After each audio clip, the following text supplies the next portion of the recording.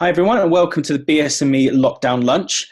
This week we're looking at sport and how the sporting brands and editors that have had to change the game due to the COVID-19 lockdown. Today I'm Alex Mead. I'm always Alex Mead, not just today, but I'm Alex Mead from Rugby Journal, and I'm joined by Chris Jones from Today's Golfer, Simon Hughes, the Cricketer magazine, James Andrew of FourFourTwo. So obviously in this time, there's been we had the food panel a few weeks ago as well, and food's obviously part of our daily lives, and it's one thing to cover that as a subject, but we've got sport, which is part of our daily lives, but right now there's been nothing going on, at least until the last few weeks. So what have we been doing instead? And there's been magazines to get out, a lot of pages to fill. So we're going to start with Chris. You're not in a bad position from a golf point of view, but what happened with you guys right at the beginning? How many magazines you had to get out, and where was the sport? So far, I mean, obviously, we've been dealing with this since sort of beginning of March, not since just the lockdown, because the Masters was called off the very first week of March. Literally the day before we came out with a Masters preview issue with Tiger Woods on it. So we've been dealing with it since then, really, and we were quite well prepared for what was going to happen. I think we had 24 hours as a business to leave the building, vacate the building when lockdown was put in force, and the priority from the business was to keep magazines going. So we were all moved home. The IT team did a phenomenal job. The Bauer Media IT team did a great job of getting us all home working. And this is a new normal, and I think we've all adapted. I'm really proud of my team for the way they've adapted, and we're putting out pretty good, I think, very, very good issues. It's not been without its challenges, obviously, but I think we've done some really new and different things, and operated in a way which we've never operated before, which is actually we'll probably stick with. Some of the things that we've done have been really good. The Masters must be would have been a major blow initially. What impact? Because we mentioned about the events, and all your events are quite clustered together as well. So, what impacts that had in terms of the sales and the content as well, because of where the events are or aren't taking place? It's difficult for, say, Today's Golfer, because Today's Golfer, we've got two magazines in our stable. We've got Today's Golfer and Golf World, and Today's Golfer is very much the club golfer magazine, helping you play better golf, and Golf World is the tour magazine. That's not to say we don't do any tour, and we had, like I say, we had a Tiger Woods cover we had 25, 30 pages of Masters content that went on sale the day before they cancelled it. That issue actually did quite well, because it had a huge equipment test, and it had a supplement, and it was a very heavily promoted issue. Obviously, the Masters has now been rescheduled for November. The PGA Tour is due to restart next week, albeit without any fans, and with a lot of testing, and they're going to keep the players in a bubble flying around the States in a jet. The European Tour is back in a couple of weeks, 4 weeks.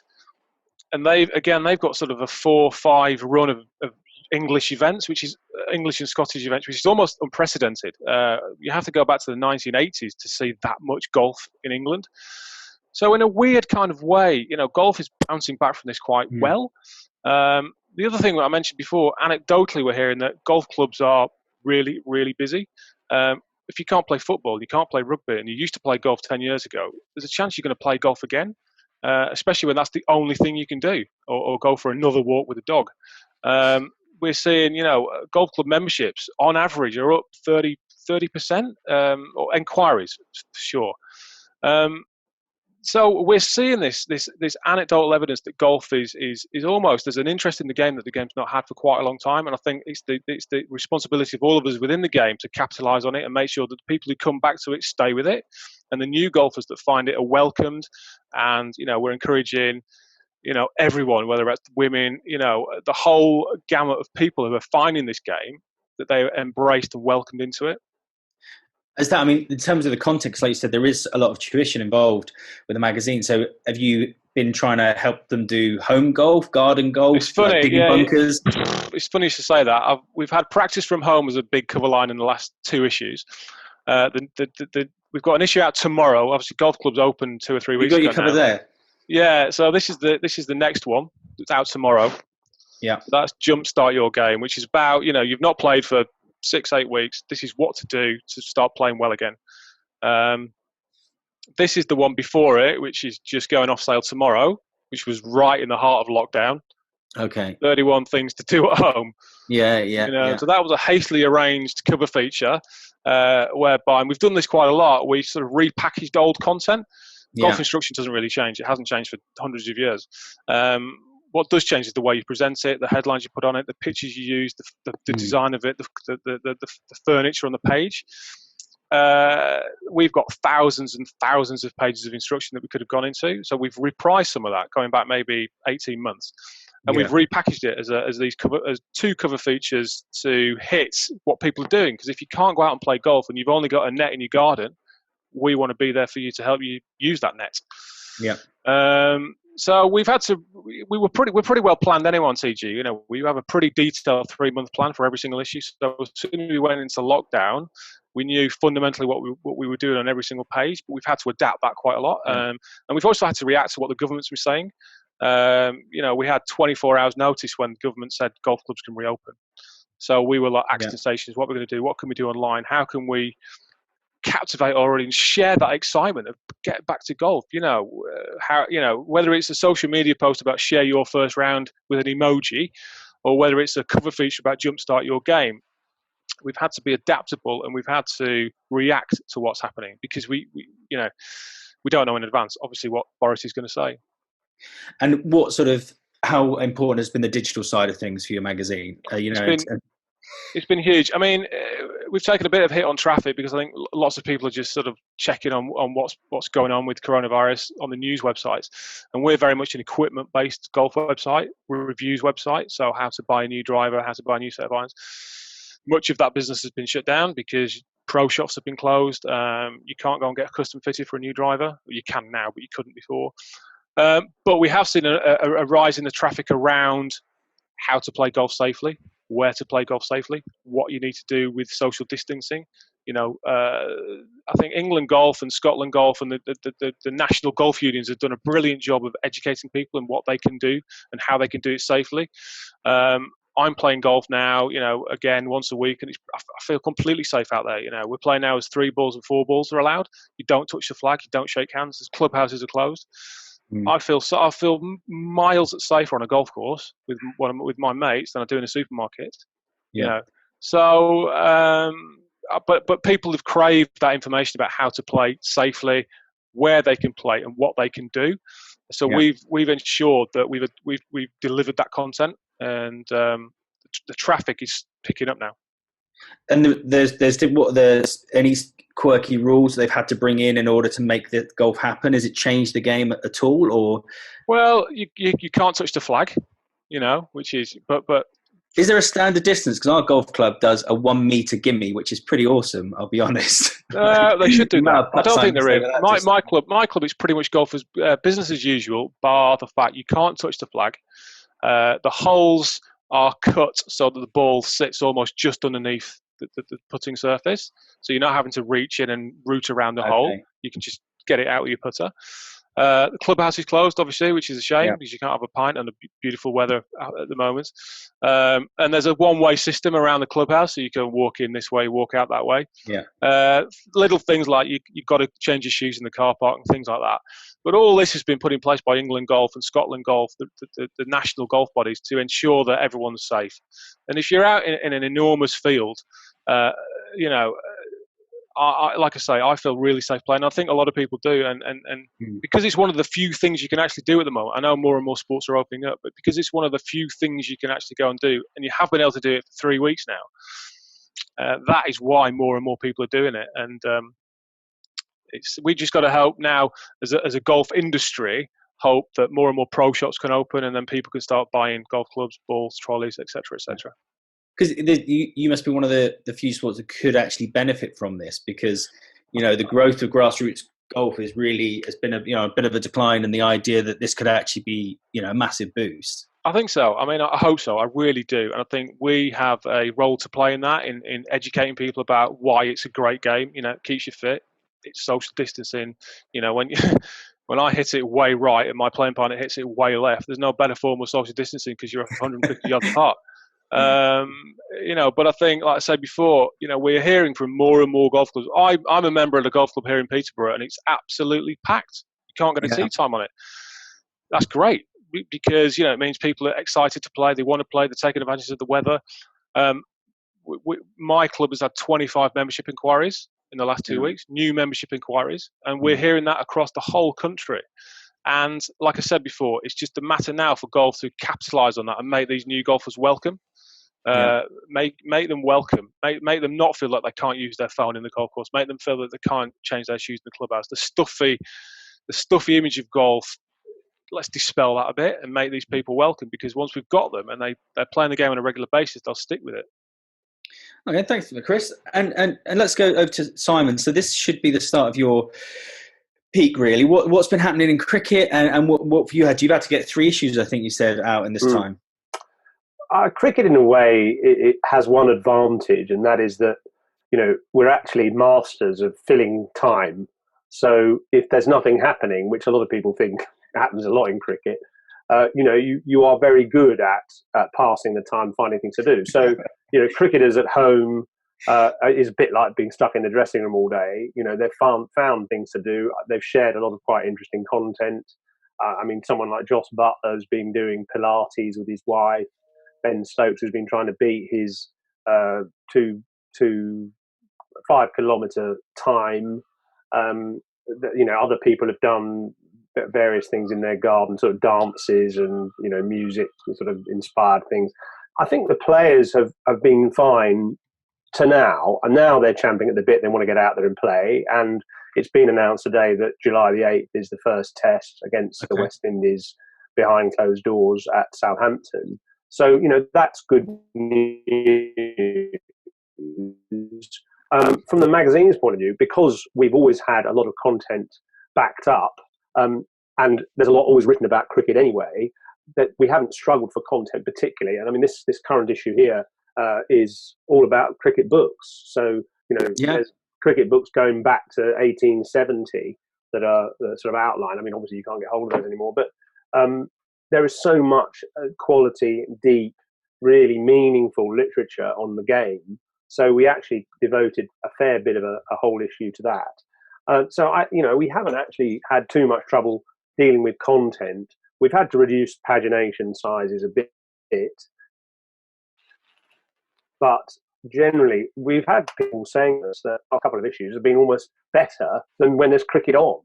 Because we've had to kind of use our imagination a bit. I did a series on groundbreaking moments in cricket, which I accompanied with a podcast series, sort of looking back at innovations in the game, from the changes that one-day cricket brought floodlights to technology, to inspired players like Shane Warne and how they changed the game, to the IPL, to, there's been so many innovations that we've been able to kind of cover in quite a lot of depth.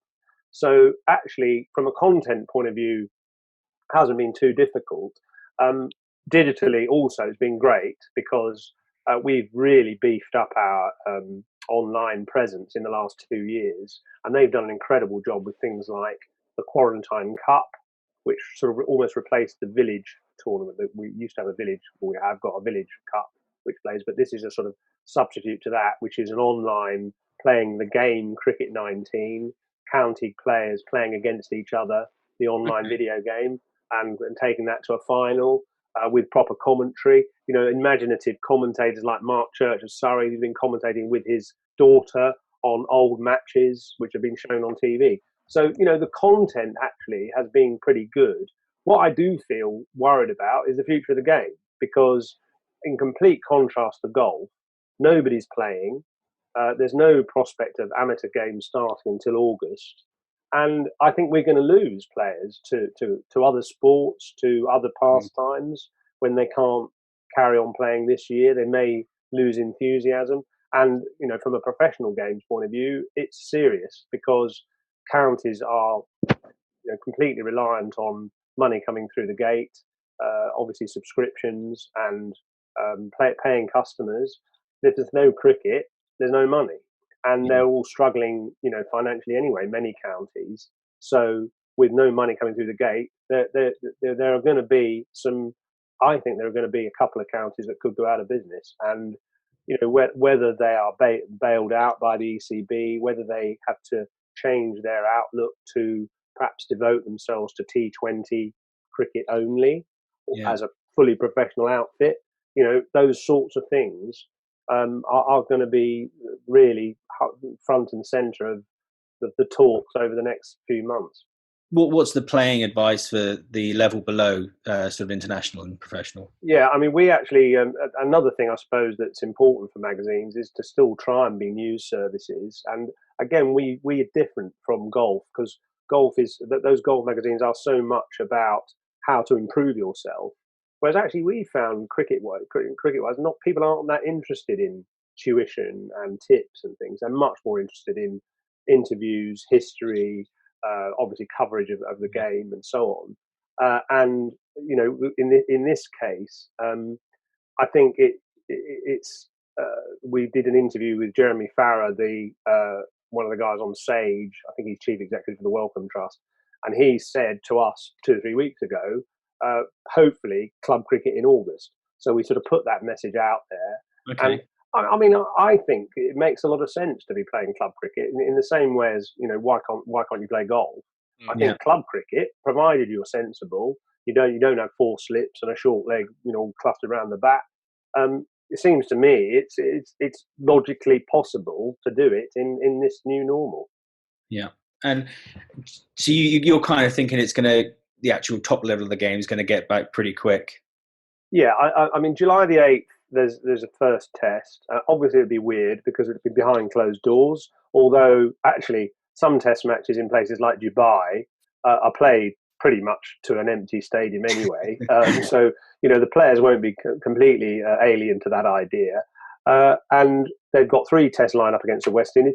It'd be harder for the opposition because they won't have had any match practice, whereas England will at least have had some sort of middle practices and things like that before the test matches start. I think the games will be quite good. They'll lack a bit of atmosphere. The skies and the broadcasters will find a way of beefing up the sounds from the middle to kind of compensate for the lack of a crowd. Maybe they might even add some crowd noises in, I don't know. But I think... they did in NRL, didn't they? They did in Rugby League, and actually yes. It was a bit of a neutral... It wasn't as bad as everyone thought, I think. I think the games will be fine. I mean, the players will have to get used to it, but you know, it's incredible how we do get used to it. We get used to 2 meter distancing, queuing up for a supermarket. We've got used to that, so I don't see any reason why the players won't get used to playing in front of no people. Yeah, and let's move on to thanks, Simon. James, so how long have you been at the helm of I started in FourFourTwo? beginning of December, and we moved out of our office just a week before the government lockdown. So I think we moved out on the 15th of March. Okay. So it doesn't feel like I've had much time to get my feet under the table in the office. And we've put together, I mean, we were halfway through putting together an issue. And I think in lockdown, we're about to complete our 3rd one next week. We go to press next week. So we've done 3.5 so far. And we've been told we won't be back in our offices until September. So we've got another 3 months of doing it, working from home. Yeah. But I have to say, I mean, like everybody, we've adapted quite well. And it's actually been okay in terms of working. I mean, the biggest challenge for us was that the European Championships were due to take place next week. I think they were due to start. And we had a lot of magazines. We had sort of around about 3 issues sort of geared up to looking ahead to that from different points of view. And so we obviously had to bin all those and then rethink what we were going to do. And I mean, I guess if we look from any positives, it was the fact that the Euros were called off relatively early, so that we were able to rethink what we were going to do. And we've done quite a few sort of themed issues. So we did a sort of a big cover feature on the 100 greatest managers. We've just the issue that's out now that came out last week is on the noughties.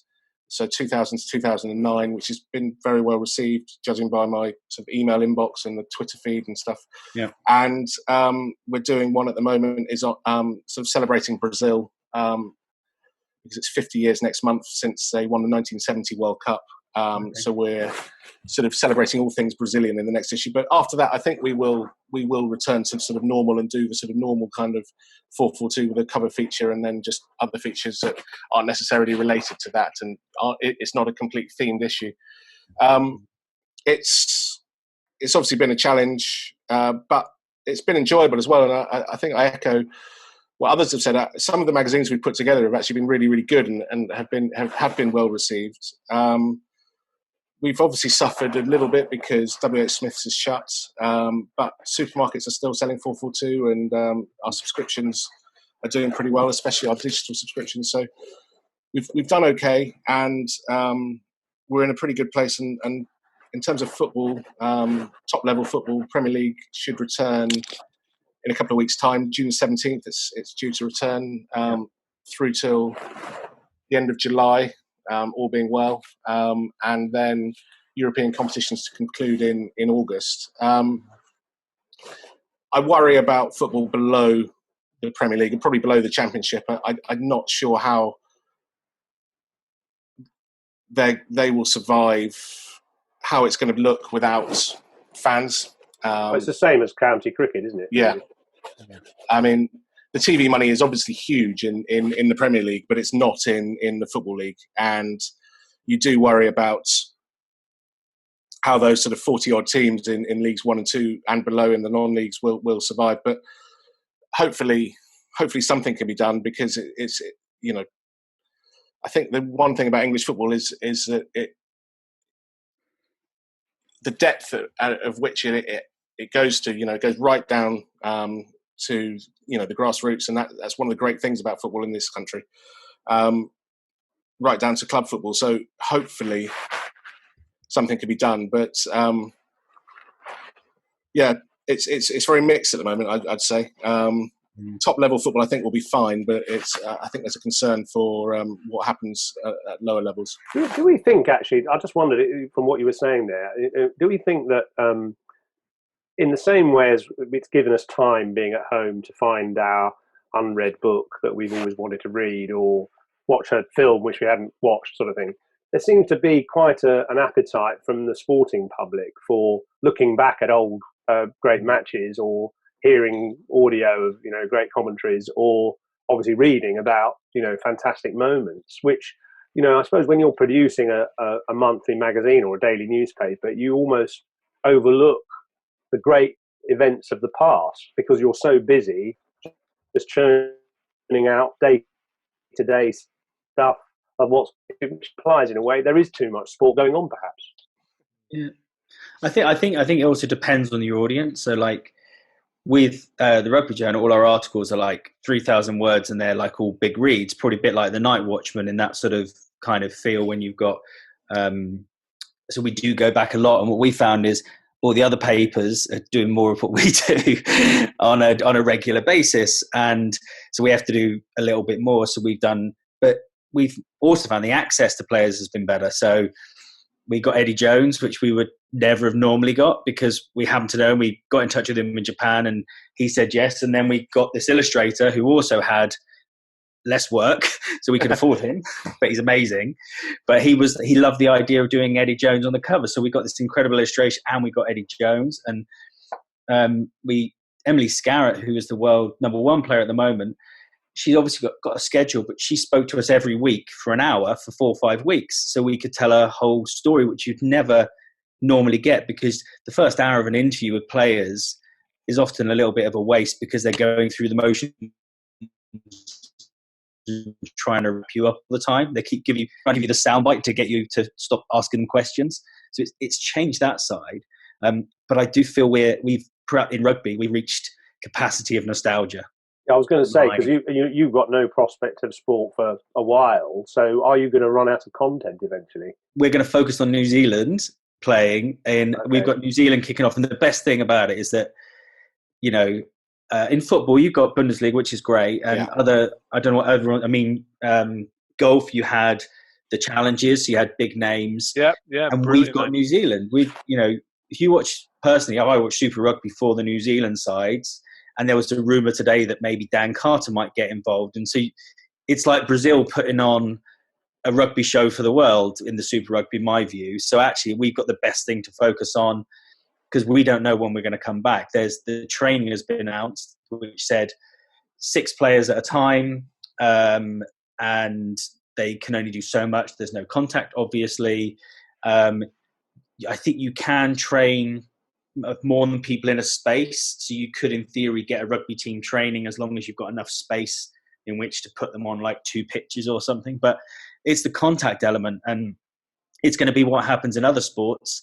New Zealand is not the best example for us because they've been brilliant at dealing with the lockdown, but it'll probably be what happens in football, is our next best example.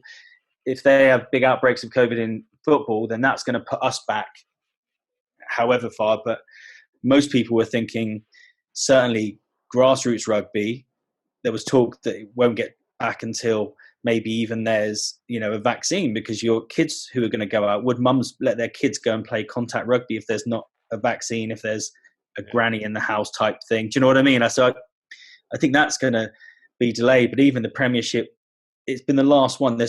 We're getting lots of information about other things, such as the salary cap again and World Rugby, but actually getting back to play is very delayed. So I think they're waiting to see what's going to happen with football, how this come back to training is going to influence stuff. So who knows, really? I must admit, I feel quite privileged that golf was one of the first activities to be signed off. People could carry on playing, and the PGA Tour's back, like I say, next week. The European Tour's coming back with a fantastic UK schedule. By all accounts, the Ryder Cup is still going to happen, and then we've got to capitalise on the 3 majors at the back end of the year, which is unprecedented, and a November Masters, which should, in theory, give us a lift at a time when it would normally be tailing off a bit.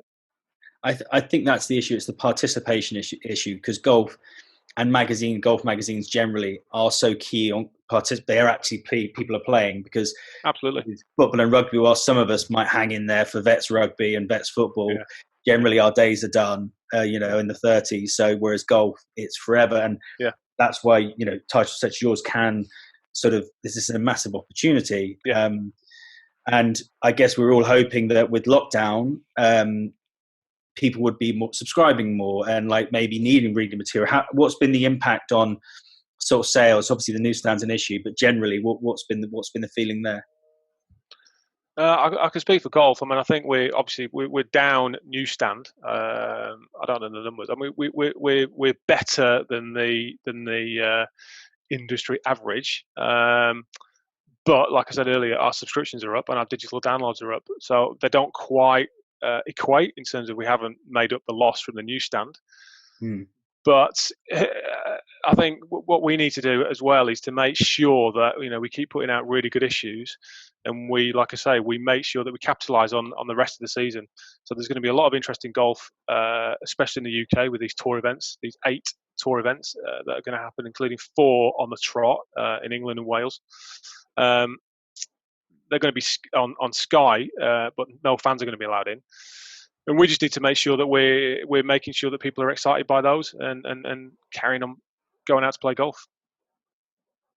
James, what about your side? Yeah, I mean, it's obviously the fact that places like WH Smith's are closed, it does affect newsstand sales, but it is still on sale in supermarkets and newsagents, which are open, and convenience stores. And so actually our newsstand sales have not, they've obviously taken a hit, but they haven't taken as big a hit as maybe we feared they might. And on top of that, we've been pushing our subscriptions and our digital subscriptions, and they've been doing pretty well. So yes, I mean, pretty similar, I'd say. It's down, but it's probably not as bad as it could have been, and which is quite encouraging. What percentage, sorry, Krista and Jay, what percentage of your sales are on newsstand as opposed to subscription? What's the importance there? More than half is subscription now for us. Okay. Jay? I'd say, it's around about the same, I'd say. Okay. Yeah, ours is 2/3 subscription. So, okay. In a way, amazingly, we're 3% up on subscriptions, and we found a lot of people phoning in to be, if they're not subscribers, phoning in and ordering them online and being sent them out. So we've got one guy just busy doing that from home, sending out issues, one at a time, and we've sold probably 400 or 500 like that. And the great thing is the subscription model does work, provided, as the others are there, you sustain there good is content. a future proofing of the industry in this. It's like one editor did ask me last year, what we ever going to do if WH Smith stopped taking magazines? And that's a big issue, because, we don't make much from doing it that way anyway. So for them, it's, whatever their margins are, but we know the high street is struggling for most magazines. So they focus on travel. But perhaps, and we're the same as you, Simon, in that we are not on the newsstand at all with this issue because there's no WH Smith and we're all travel. So, but we have seen a big boost in our subscription. So that's been massive for us, and it's a steer. And it's also it's also helped us online. We started the Rugby and Lockdown webinars like pretty much on week 2, and we were the first ones to do them regularly, and that's helped us as well. And just the data you get from those people, because the people who are engaging in webinars are the same ones that might engage in a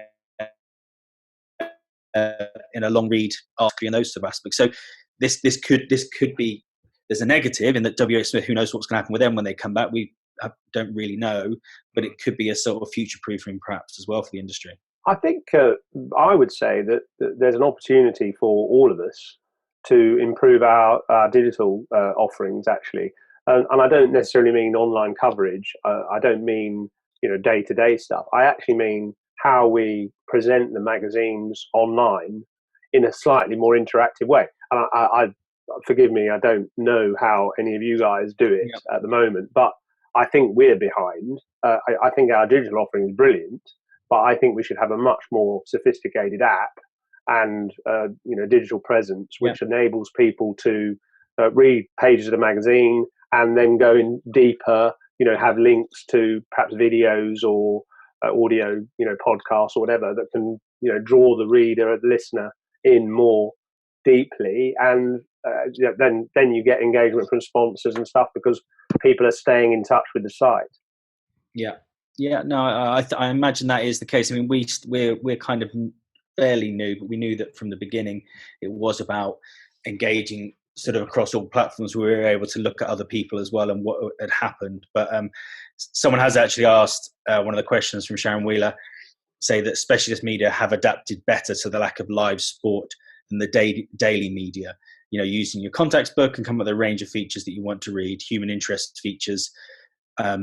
Are the ones she particularly enjoys reading, and I think that's true. What we do in magazines often is more of the lifestyle aspects and the bigger reads, and it's more of an occasional thing on the newspaper. Well, the trouble is that so often magazines are sort of back of the queue for access to players, managers, whoever, and suddenly you're saying you've got Eddie Jones on the cover. I mean, because they've got more time, and we've got more time actually as well to investigate these personalities and develop their stories. So I'm not surprised that the magazines are better than the dailies because we've had more opportunity. Yeah. Good, interesting one for James. That is it a bit of Schadenfreude that this was to happen. If at any season, it happened in the first year of the Athletic. So you might want to give a bit of a background to what the Athletic is for those that aren't aware, James. Right. So the Athletic is subscription-based sports website, an American sports website, and in August last year they launched in the UK covering football, and they went around recruiting people from local media and national media, and put together quite a strong team of football journalists and editors and so on, and have quite. I think the aim is to cover every Premier League club and then some of the clubs below the Premier League, with at least one, if not two, dedicated reporters to those clubs, and they get between sort of 3 and 5 long read articles per week on those clubs. So if you support Southampton, then you can subscribe to the Athletic and read about Southampton 3 or 4 times a week, and which you wouldn't get from the daily press, who may cover Southampton in depth maybe once a fortnight or once a month. It's very much long form writing, so it sort of does come on to the looking at the 442 audience, and is it sort of creeping into our sort of audience? I don't. In terms of how they've done, I mean, I do subscribe to The Athletic, and so I have been keeping an eye on what they've been doing, and they've been doing a lot of sort of retrospective sort of pieces as well, looking back on various things, and they've done sort of features. I don't know if it'll affect them or not. I quite like the model, I have to say. I don't know if that's a popular thing to say or not, but I think that journalism should be paid for. So I quite like the idea that I quite like the model that they have, and I think hopefully it does survive. I mean, I'm sure it will. I think that the American investors have got quite deep pockets, so I'm sure that they will.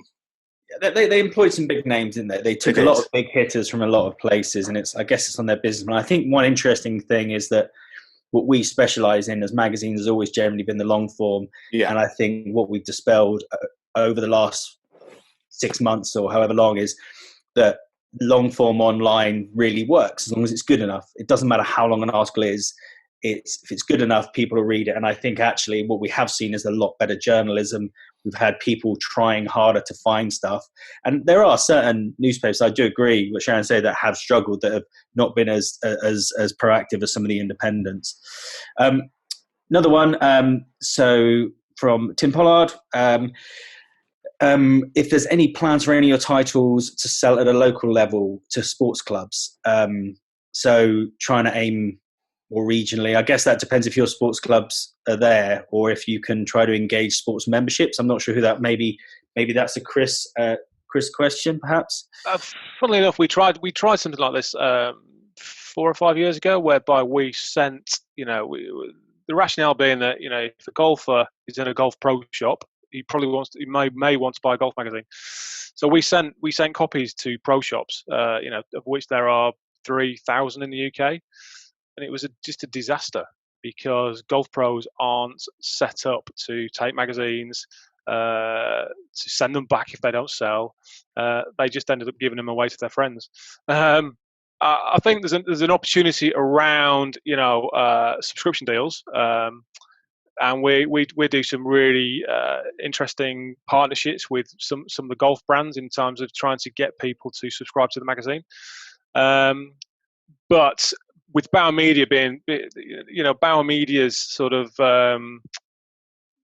frontline distribution network is so geared up towards supermarkets at WH Smith. It's really hard to adapt it to small individual one-man bands. There's probably something in it, but I don't think we've cracked it yet. What about you guys? Is there anything else you're doing at grassroots level in terms of trying to get sales? Anything different beyond the norm? Not really from our point of view. We have discussed it. We have looked at going into clubs and also sort of five-a-side centres, but it's something we're still looking into. It's something we were looking at before lockdown. It's sort of been put on hold, but it's something we would consider, I think, if it made sense.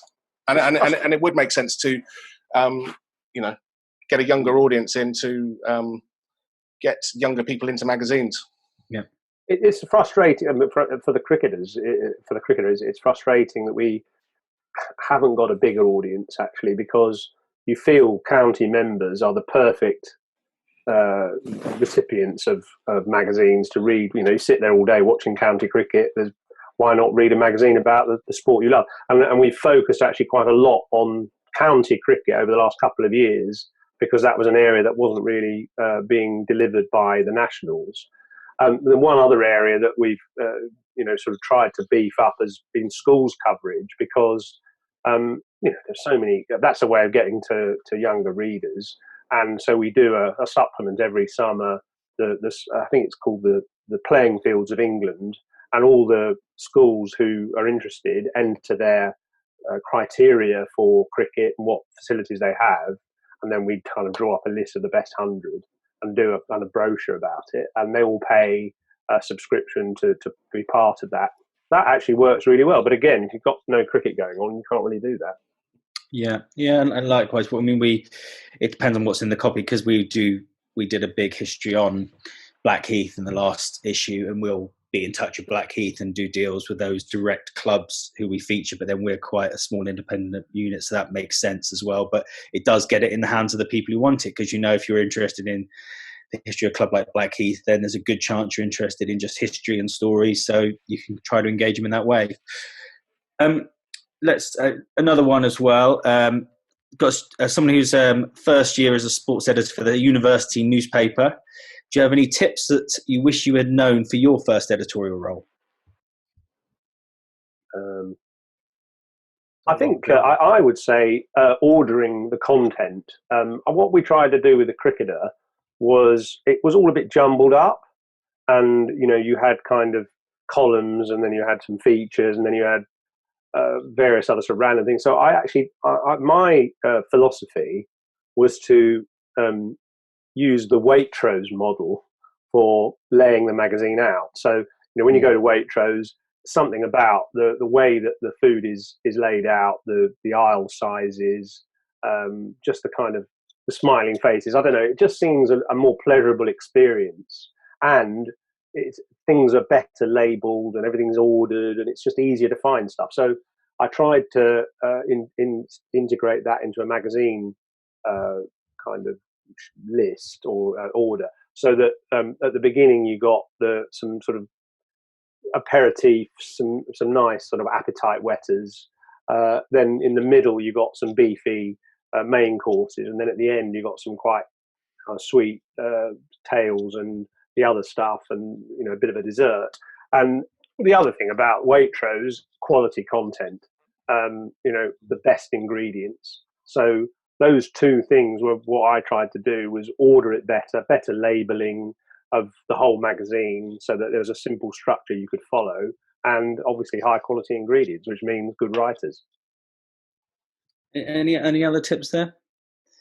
One of the things I'd say is probably, I try and get my team to kind of think really big.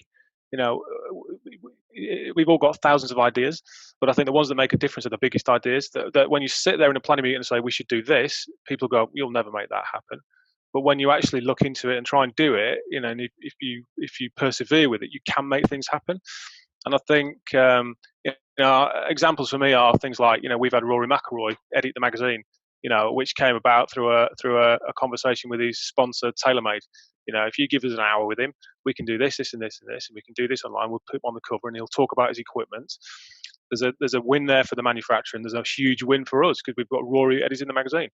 And I remember one years and years and years ago. This is going back years. We were sat in a planning meeting in Peterborough, talking about the Open Championship at Hoylake in 2006, I think, and we're just throwing ideas about, great if John Daly, played the Cavern, because John Daly is a musician. It was in Liverpool. So I said to one of the guys, let's make it happen. Completely crazy idea at the time. Turns out John Daly had an autobiography coming out. We got in touch with Collins. Collins got in touch with him. He turned around and said, I've always wanted to go there to the Cavern and following the footsteps of the Beatles. And then we ended up having an exclusive subscriber concert with John Daly at the Cavern. It's things like that I think, if you can think big, sometimes they'll pay off. Okay. There's just one about what you've learned about readers as a result of this last period of lockdown. I suppose the appetite for retrospectives more than anything, and historic. I mean, we do an annual survey of readers, which I know sounds kind of a very obvious thing to do, but we've never done it before until about 3 years ago. And so we now get a very good idea of what readers like. And very high up their list has always been historical features. We are lucky we've got a couple of writers, David Frith and Paul Edwards, who particularly specialise in historical features. So actually, we had a piece last month about cricket going on during the Second World War. And then now this month, we've got one about the immediate aftermath of cricket immediately after the Second World War. And, these people love reading about that, even those who are quite, relatively young. I think our readership is 55 plus average age. So, lots of people born in the 60s and even before that, who love being reminded of the great exploits of that era.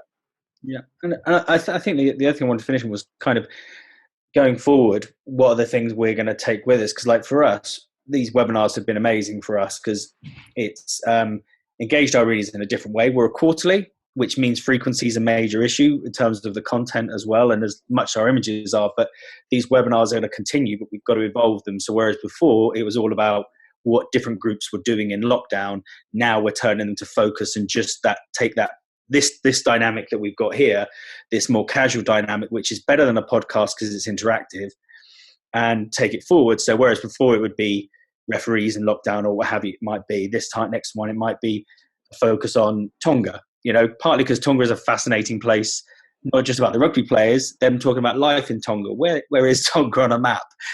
All those different things, but that's something that's going to help us after this, and it's something we're going to carry on. Have you guys got, what sort of things do you think you're going to take forward from this period into your future media? I think internally, just for our internal workings, we don't actually have to be all in an office together, which is quite reassuring. In terms of content, I think probably doing more or making the sort of retro features more regular, because as Simon said, I think they have been very well received. So I think we might look to do sort of make sure that we're doing more of those, because people do like looking back. And as I think was mentioned, sport moves so quickly that sometimes we don't have time to sort of, something happens today and it's reported tomorrow and then it's forgotten about the following day. We sometimes don't have time to sort of stop and reflect on it. So doing these sort of things has been good. And just knowing that, we can put together a very good magazine in challenging circumstances, which is, I'm not sure that I hope not, anything more challenging than this will happen. So hopefully we're sort of set up quite well going forward.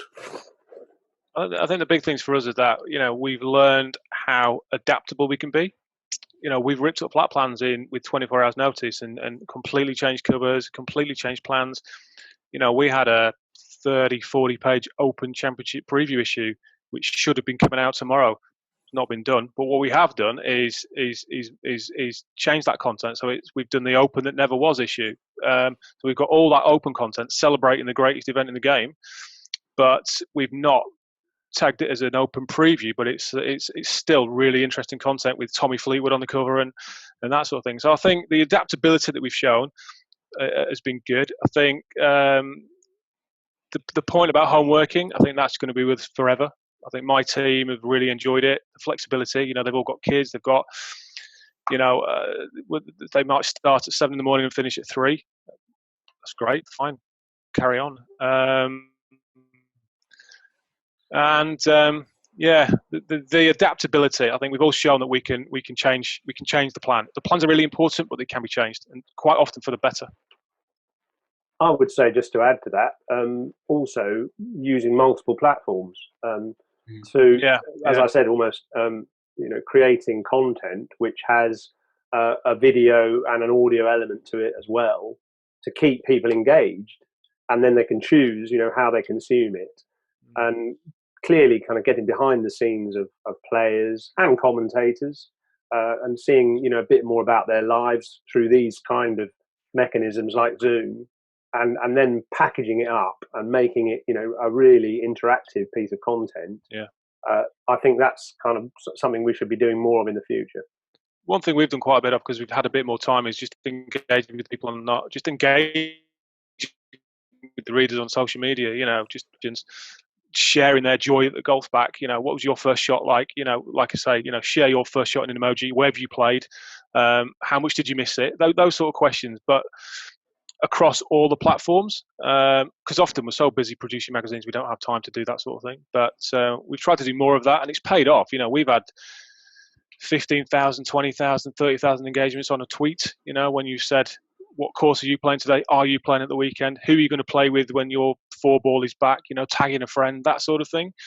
That's something that, we probably need to build in a bit more time to do. Actually, we've got all these social platforms. Let's not just push content out. Let's actually talk to people. And I'm going to carry on doing a couple more questions, just because as long as we're all okay for time. Just out of interest, with current sports, actually, I found that the rugby guys have been very open, and we have been able to chat more. And I think they've had to do a lot more of these as well. Access. I mean, I'm guessing it's different for everyone's sports here, but how has access been for players, and what they've been like when you've been speaking to them? Are they different? Are they more accessible, or is it harder to get stuff out of them?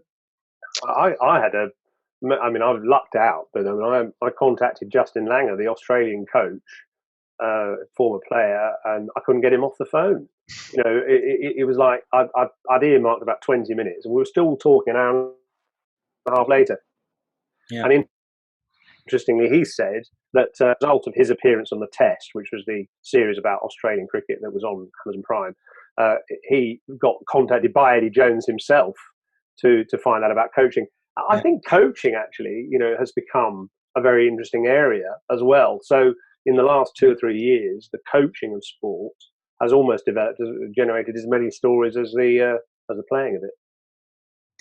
Yeah, I think that there's going to be a fair few instances. The coaching side is they interact a lot more because they're looking at it's less sport specific. It's more methods of coaching, and so Eddie Jones was also saying he goes in touch with the hockey coaches as well, and there's this whole different infrastructure where they're all trying to get an edge, so they're looking to everyone else's sports for that edge. Just a question for Simon. Do you think the pandemic is going to undo a lot of the good work done by the Cricket World Cup and Ashes in 2019? Well, I think it will, yes, because there's no cricket to be played, and a lot of counties, especially, and clubs are hand to mouth. They struggle. They're on the breadline all the time, and if they don't have either people coming through the gate or people paying membership subs and playing cricket, they cease to have any kind of ability to exist. What I'm attempting to do, and just a little kind of plug, is I'm attempting to make a documentary about the Cricket World Cup, which hopefully will resurrect interest or help to sustain interest. But it takes a long time to make these things, so it won't be out till next year. Yeah, I mean, you're obviously talking to someone on the panel who's just done something on Euro 96, so that's been a long time in the making. Okay, and I just we'll do one last question. Have you upped your podcasting game during lockdown? I've been keeping going personally with mine, which is a weekly one, and I'm lucky that I've got Simon Mann, the TMS broadcaster, on side, who between us we come up with some ideas every week, and I think it's a really lovely medium actually, because it's sort of so open-ended. You can do a 20-minute or you can do an hour. You can range around different subjects. What we have done is we've started recording them through FaceTime audio and tried to get just one little kind of thing I think has helped a bit is got the person we're interviewing on FaceTime media to record themselves locally, either on their phone or whatever, and then get the quality content. Because the one disadvantage about these Zoom calls and FaceTime audio and all that is that they do break up and people get frustrated. So if you can get a really clean copy of an interview, it does help. Yeah. And there is someone's asked why we haven't got bookcases. I actually did have a bookcase, but then it became a thing that people would put themselves in bookcase, so I made a point of not being in front of a bookcase going forward. Someone said, I was hesitant about applying to be an editor because I thought it would mean less writing. Do you find that to be the case? You can write. I find you can write as much or as little as you want. I mean, I don't do as much writing as I used to do, but I do a lot more planning and a lot more working with my team in order to get the content as good as it can be. But I think if I wanted to write 50% more, I could. If I wanted to, I choose not to, because I try and focus on the business side of it a bit more, working with some of our advertisers to make sure that we're getting the content that we need. And it was interesting. I saw a comment, a quote, a question a minute ago about, is it harder to get sports stars and get them to say things? We work really, really well with the equipment sponsors. I mentioned Tiger Woods before. We did something with Tiger Woods and we got him on the cover, and that was working with TaylorMade. Rory McIlroy was working with TaylorMade. We've done lots of stuff with Callaway, with Ping. and the thing about today's golfer is we're not a magazine like some of the other magazines around. You know, we're not here to do to talk about a player's politics or a player's view on XXXX. You want to know how they play better golf, how they driver, and why they choose that kind of wedge over that kind of wedge. So I think in general they're quite keen to do it, and as long as you go in the right package and the right idea. We had, like I say, we've got Tommy Fleetwood on the Nets Cup, and we spent 2 hours on the phone with him, you know, in lockdown, because he didn't have anything else to do, and he really enjoyed talking about golf. So long may they stay bored so they can come and talk to us. Hopefully. As a last resort. I mean, James, with you, is it always tricky with footballers and access? We've done okay. Yeah, no, we've done pretty well, to be fair. And I'd say the same. It's, you know, sometimes you sort of pencil in a sort of 20-minute chat, and then 40 minutes, an hour later, you're still on the phone to them, and because, you know, people didn't have anything else to do. So we've done okay. We've done pretty well, I have to say, to keep getting access. I mean, one thing that 442 did do a lot of prior to lockdown was going and doing the interviews and doing them with a photo shoot, which obviously we can't do, so we have to use stock images. But other than that, it really hasn't. We haven't found too many sort of negative things. I mean, in answer to the writing question, I certainly do less writing, but I still do write for the magazine, and I could write more if I wanted to. But I'm sort of more tied up with the sort of planning and the overall kind of strategy of the magazine and the website than writing. But I certainly could do if I wanted to, and I'm sure I will do in the future. And I think, you know, also, you know, from our side, we're like a quarterly, so we've got time to do it. Certainly when I was editor of a monthly, then I hardly wrote at all because there was just too much other stuff to do. Now I've got, you know, I actually write for that magazine more now than when I'm not editor than when I was there. And just to answer the podcasting one, we podcasting weirdly always felt that the different sound quality and how different people were using different booths and technology, we decided not to do the podcast route initially, but actually we felt the webinar one just gave us more feedback because we were finding out a lot more about our readers because they were able to interact and the kind of questions they're asking. And you put a coach on here and you're asking about their background and they're asking very specific things about defense and attack and technique. So you learn that you need to add that sort of aspects to your content as well. So that's what we've done on that front. Okay, guys, look, thank you very much. We've gone over, but that was brilliant. I said, for our point of view and from my point of view, this is actually brilliant just getting sports editors together, you know, which is part of the BSME's idea to get, you know, make sure all the editors come together. And it's been fascinating to hear about all these different sports. And hopefully we can all join up at Lord's, at Wembley, on a golf course, or at Twickenham as soon as it allows. So huge thanks to Chris, Simon, and James. And also big thanks to the guys behind the scenes, our interns from Roehampton who have just graduated, Alexandra and Jasmina. So huge thanks to them.